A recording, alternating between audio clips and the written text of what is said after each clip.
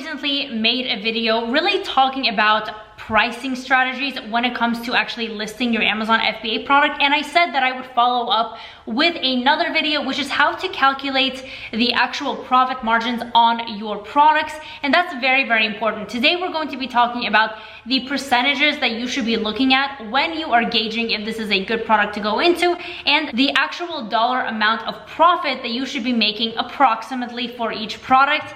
And plus, we're also going to be talking about cash flow issues and how to minimize them or eliminate them. There are important steps you should take if you want to chop those out. It's just going to be much more smooth in your whole entire process. So let's get into it. We are in our beloved Amazon account, and we're just going to be going through some products to really make sure that you know how to accurately calculate your profit margin, what it should be percentage-wise, as well as the dollar amount.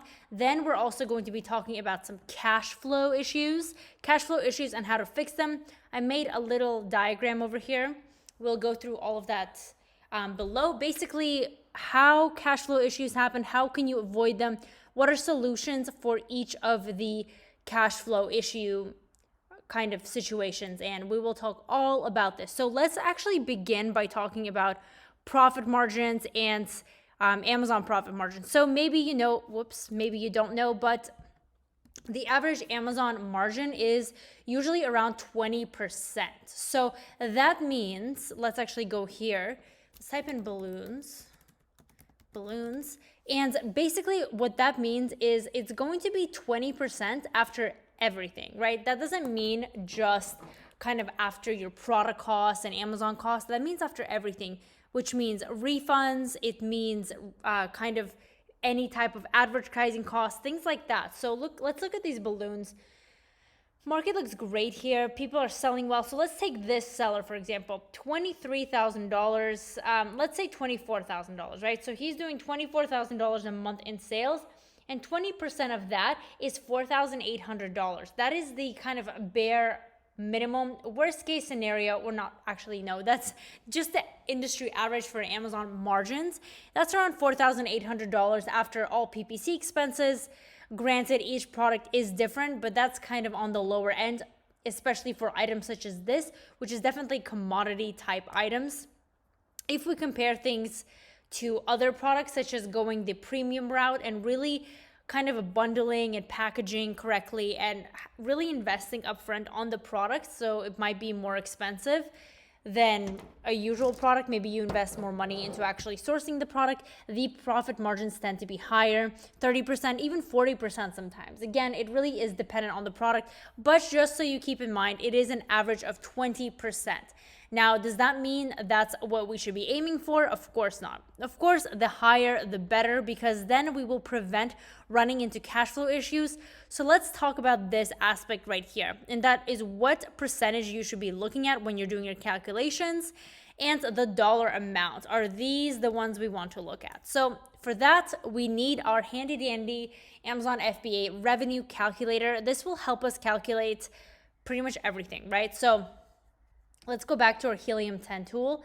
By the way, if you need a discount to this, Karina 50 will get you 50% off the first month, and Karina 10 will get you 10% off every single reoccurring month. So we're going to use, let's use this person as an example. These are LED balloons, right? So comes in a pack of 50. And the good thing about Helium 10 is when you do this kind of drop-down analysis, it will give you the approximate FBA fee, so you can see the fee based on the market. And this is actually calculated by the kind of referral fee they take, which is usually around 15%, depending on the category of your sale price. So they take 15% of the $20 you're charging it, and then plus the packing and shipping fee, which is not that high.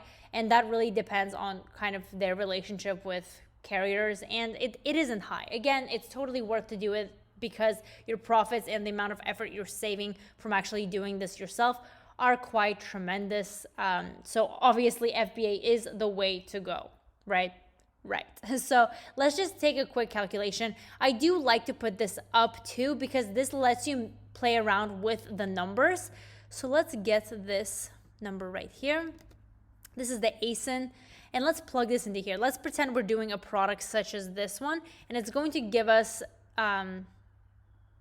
resource restricted. What is this? So let's take a look over here, right? This is the product, and then when we go over here, we see that they're selling it for $19.95. So that's what the price we put in here, $19.95.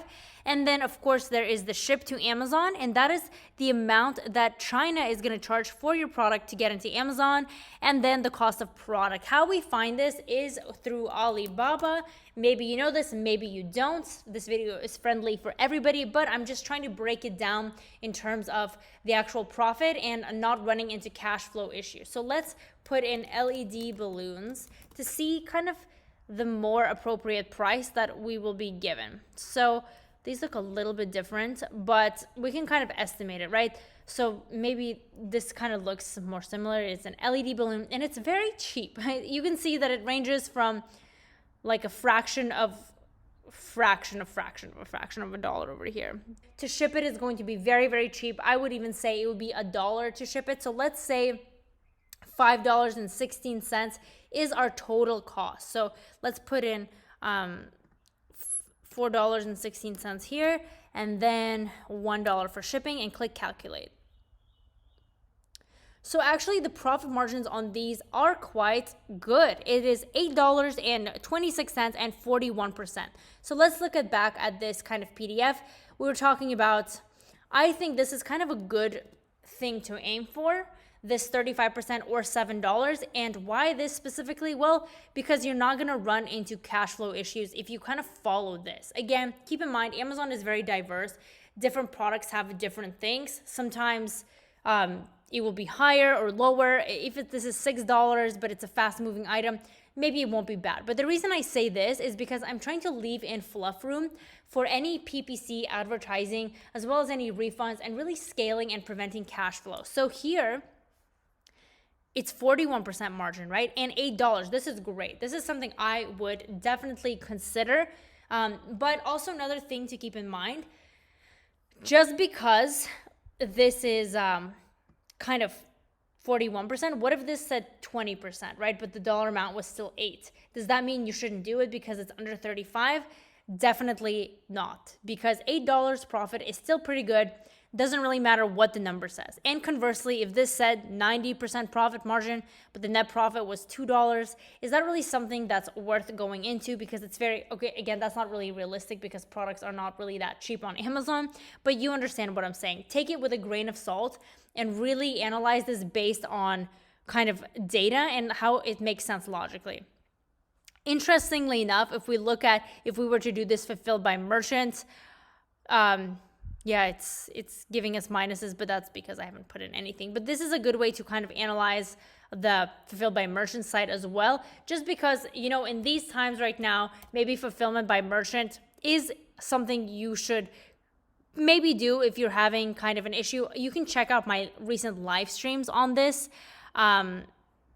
You will definitely have more profit margin with this. But again, the buy box situation, it's a little different with fulfilled by merchant. Check out my recent live streams that I talked about kind of fulfilling by merchant in these times. If Amazon is kind of not accepting your inventory, perhaps you can send it to yourself. That's another situation. Maybe you can actually increase your margins, but again, it might be more difficult to rank and get the advantages of the buy box, but that's something for you to consider. Again, this is a side tangent. Let's get back to business of calculating profit margin. So we discussed this. This kind of makes sense. After everything, bare minimum, you should be aiming for this, which is not bad. That's a good thing. If you're seeing an Amazon item selling for $10,000 a month, then you kind of know that the seller is at the bare minimum. If they're on there, hopefully they're doing things the smart way, and now they're able to make a $2,000 a month profit on that. Now let's talk about cash flow issues and the reasons why somebody might have a cash flow issue. How does a seller even venture into cash flow issues? There's different ways, and we'll talk about them and how to resolve them. Well, the first one is your money is actually held up in inventory. That's not good. That's something if you have a really slow moving product that doesn't have much demand. I'm not really sure of an example, but I don't know, like let's say a piano, right?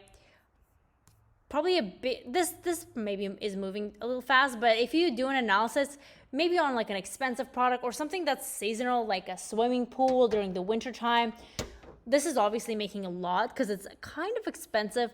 But if you have kind of an expensive item that's moving very slowly and you've invested a lot of money into it, for example, like this seller is only making $647 a month, and let's say they have 1,000 units, it's not going to be moving very fast, right? At this rate, they're only selling 10 a month. And that's just not very, not 10 a month. What am I talking about?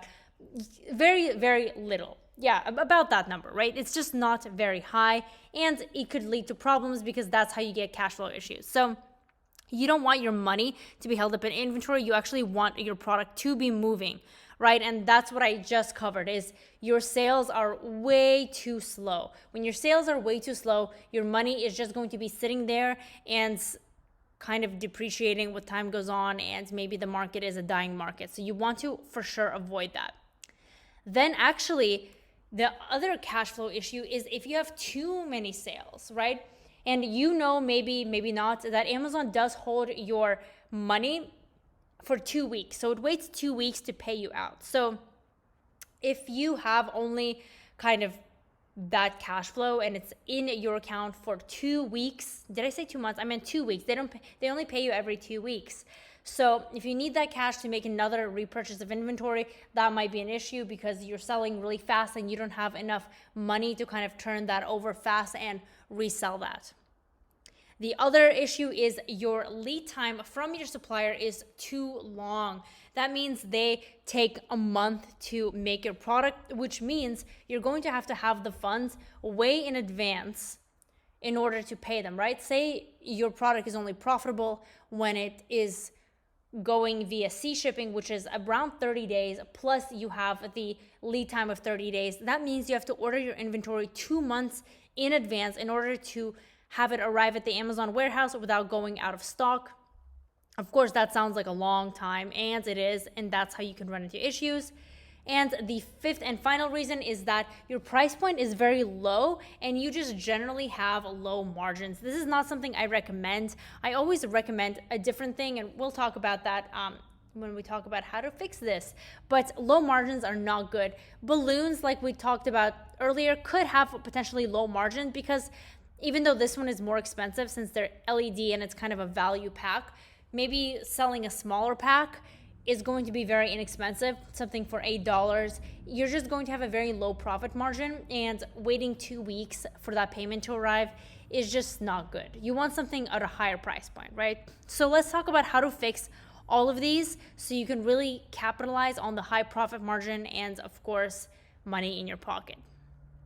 The first thing I teach is to go premium. I teach this to all my students in my Into a Milli program and also all the students in my private label club. If you're curious to be in one of those, we talk about Amazon A to Z into my program. And especially if you're trying to start low risk and want to get the hang of product research and weekly updates, I do suggest checking out the PL Club. It's only $7 to start. You'll find a lot of benefits there. So go to theplclub.com for that. But that's the number one thing I teach is going premium, whether that is bundling your item with another item or actually having an item of higher quality, which means paying higher upfront to your supplier so they don't cut corners and you actually have a good item that gets good reviews. This allows you to increase your price point, which allows you to have better margins and more of a payout. Then the next thing is don't go for slow moving products. There's no reason for you to go into a market that's doing $1,000 a month or $2,000 a month in sales, just because that's not very appealing. It's not very fun. You want a market at least $5,000 a month. And I really break this down to all my students. That's the bare minimum you want. Again, this is really going to secure your payouts. If you can get a favorable shorter lead time, then do so. If you can negotiate for your supplier to give you a short lead time, let's say 2 weeks, that's also going to be very favorable to you because you're not going to have to pay too much in advance for your inventory not to go out of stock, right? If you know that your lead time is 2 weeks and you can ship it via air for like in 3 days or less than a week, then you can kind of start with a lower MOQ when you first begin this business model and not necessarily pay too much to your supplier. And also you'll know that you'll be able to restock quite fast with this, right? So that's also a good thing. And the fourth thing is, if you're getting too many sales, how do you fix this? Well, in my opinion, that's not necessarily a bad problem to have because you're getting sales. Similarly, I believe that running out of stock is also not really a bad problem to have because, again, you're getting sales.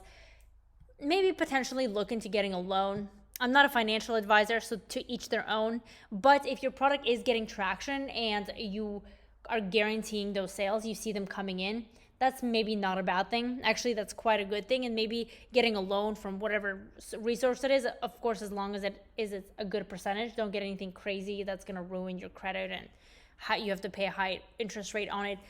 And hopefully you pay it off within 30 days anyway, so you won't have to pay any interest. That's kind of the goal, to use your credit card as a debit card, especially if you have high interest. But again, really consider this because you do want to keep your product alive and look at the long-term kind of picture of it all, and that is actually getting money and getting sales. But if you can kind of manage it with not having a low price point, increasing your margins, shortening your lead time, things like that, then, and not having your money be tied up in inventory, then maybe you won't have to get a loan or anything like that. So that is basically it for the profits to look for and how to manage cash flow issues. I truly hope this was helpful. If you're interested in supplemental learning, you can actually check out my free training. You can go to theplclub.com/training. I'll also link it down below. Completely free. It's going to teach you a lot of things. It's a series of video lessons that I put together. So yeah, don't forget to subscribe to this channel. I post videos very frequently on here, and I want to help you learn.